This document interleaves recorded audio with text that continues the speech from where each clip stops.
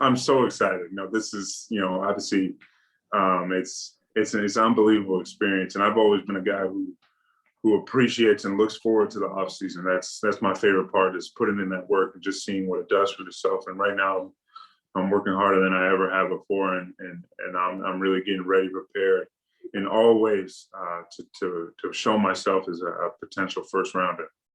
We've all obviously seen the tape. You were the National Player of the Year. But if you were to talk to a GM or a scout or a team, what would they be getting out of Luka Garza?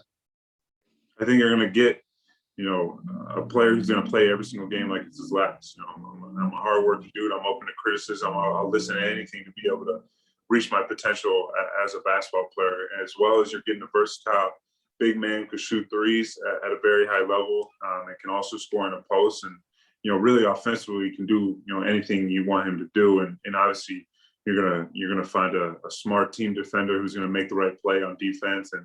And especially with the work I'm doing now, you're going to see a guy with improved quickness, improved lateral movement, and everything like that, so that I can answer some of the question marks that surround my game. Do you pay attention to like critics or naysayers if people are critical of your speed and maybe the game is not what it used to be, for a legitimate center in the NBA? Or do you just worry about yourself?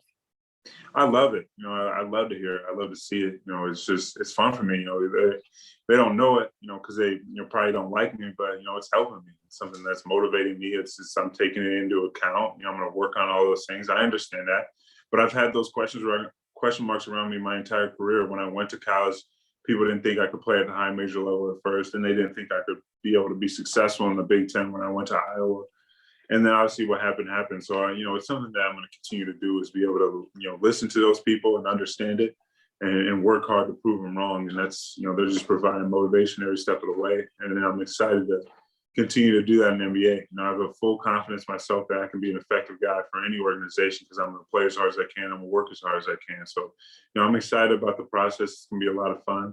And I'm excited to make my dreams come true. How do you see this and NFTs perhaps giving, an opportunity, an avenue that student athletes could make some money off of their likeness?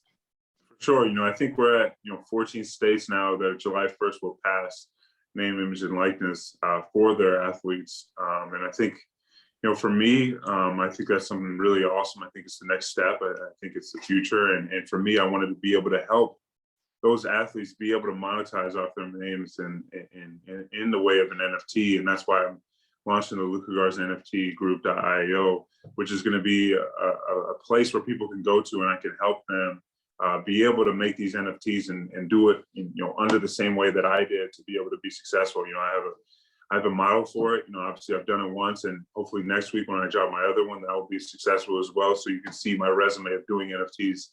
I do it in a different way, but I also do it in a way that's effective and is able to, make you successful. So I think that's the biggest thing. And especially with college kids who won't have the resources that I did in terms of not being a college athlete anymore, I could go to other people to help me with this. But college athletes won't be able to do that. So this is a situation where I can help them be able to do that in that way. This is a really cool opportunity for myself and my team, who's done such a great job so far. And obviously, I think I think at first everyone was like, with compliance, like, oh, what are you doing?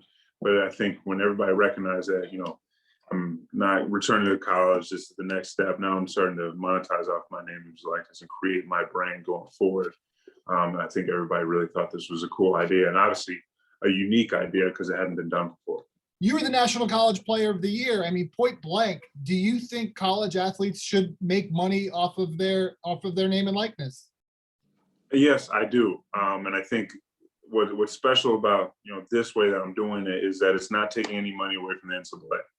And I think that's the biggest draw to it, is for the NCAA, is that we're creating a new revenue stream that we won't have to take away. We won't have to get a salary from the university. We won't have to bother any of the advertisement deals they already have, or the TV contracts they have. That's still theirs.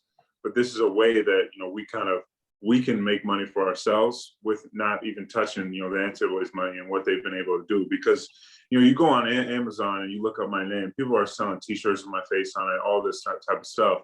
The NCAA is not getting that money. They're getting that money. So we are just going to be the people who are getting the money for ourselves, instead of letting other people just randomly do that. And it's happened all over the place. And we don't take anything away from the NCAA. we're appreciative of the NCAA and what they provide for all student athletes to be able to play on a platform. And that's why it's important. I'm not only talking to basketball players, I'm talking to all student athletes who want to be able to do this. So that's why this is important and the next step, I think, for the future of NIL.